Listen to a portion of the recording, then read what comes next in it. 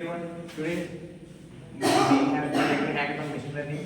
Our mentor Shashank said that the types of machine learning are supervised learning, unsupervised learning, and reinforcement learning. The supervised learning are like a label data, which the label data are the data we took from and then we train them, and it is used to predictions and like that. And unlabeled and unsupervised. This is the based upon unlabeled data. Unlabeled data means we don't name any labels for the data, and for we just give a category to that.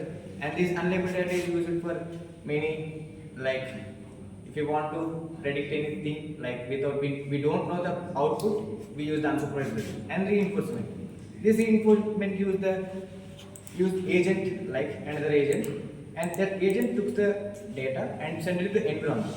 That environment take the decision, and then it take the decision. That decision take it. And now it's our coding competition.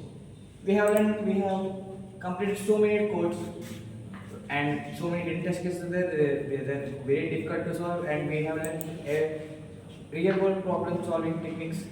Our mentor isn't not only seeing at the computer, just using a pen and paper also, and we were putting our thoughts on the paper.